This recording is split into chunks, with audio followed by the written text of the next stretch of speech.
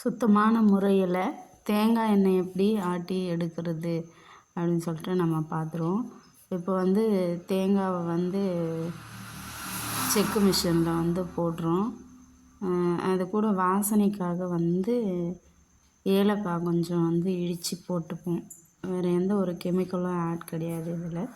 சுத்தமான முறையில் தேங்காயை வந்து வெட்டி காய வச்சு அதை நல்லா பதப்படுத்தி நம்ம வந்து இந்த செக்கில் போட்டு ஆட்டி சுத்தமான முறையில் சமையலுக்கும் யூஸ் பண்ணுற முறையில் தான் நாம் வந்து ரெடி பண்ணுறோம்.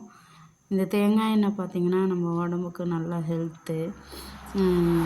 இது வந்து எப்படி ஆட்டி எப்படி உற்பத்தி எப்படி இந்த தேங்காய் எண்ணெயை வந்து நாம் வந்து சுத்தமான சுகாதாரமான முறையில் நம்ம வந்து உற்பத்தி பண்ணுறோம் அப்படின்றத வந்து இந்த வீடியோ மூலமாக நம்ம தெரிஞ்சுக்கலாம். இப்போ வந்து தேங்காயை வந்து எடை போட்டு அதை வந்து போட்டாச்சு. அது கூட வந்து ஏலக்காவும் போட்டாச்சு. இப்போ நமக்கு வந்து என்னென்னா தேங்காய் போட்ட உடனே எண்ணெய் வந்து வர ஆரம்பிச்சிருச்சு. பாருங்கள், நல்லா எண்ணெய் வந்துக்கிட்டு இருக்கு. பாருங்கள் எப்படி வருது பாருங்கள், எண்ணெய் சூப்பராக நல்லா வருது.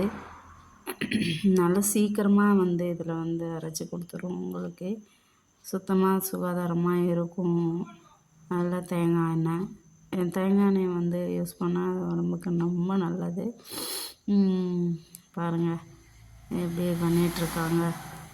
இல்லை, தேங்காயை வந்து உடச்சி அதை வந்து அதிலேருந்து எடுத்து மேலே அதாவது வந்து காய வச்சு நல்லா அந்த ஒரு பதப்படுத்தி அதை காய வச்சு சுத்தமாக அந்த சன்லைட்டில் காய வச்சு உங்களுக்கு அதை வந்து நல்ல எண்ணெய்க்கு என்ன வெப்பம் வேணுமோ அந்தளவுக்கு நல்லா வெயிலில் சன்லைட்டில் வந்து காய வச்சு உங்களுக்கு போட்டு இதோ பாருங்கள், பாதி வந்து ப்ராசஸ் முடிஞ்சிருச்சு. இன்னும் கொஞ்சம் தான் இருக்குது.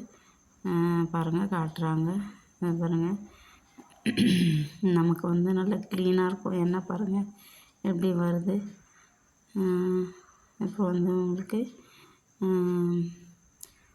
60% வேலை வந்து முடிஞ்சிருச்சு. நல்லாயிருக்கும். எண்ணெய் வந்துட்டுருக்கு. நல்லா பாருங்கள், எண்ணெய் சூப்பராக வந்துட்டுருக்கு. நீங்கள் வந்து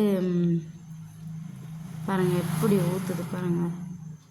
எந்த ஒரு கெமிக்கலோ எந்த ஒரு தண்ணியோ எதுவுமே ஆட் பண்ணாமல் உங்களுக்கு நல்லா அரைச்சிட்ருக்கு. இது வந்து நமக்கு வந்து இது வந்து மரச்செக்கில் ஆட்டிகிட்ருக்கோம். இதுவும் வந்து நம்மக்கிட்ட 2 செக்கு இருக்குது. ஒன்று மரச்செக்கு, ஒன்று இரும்பு செக்கு. 2த்துலையுமே நாங்கள் வந்து ப்ராசஸ் பண்ணுவோம்.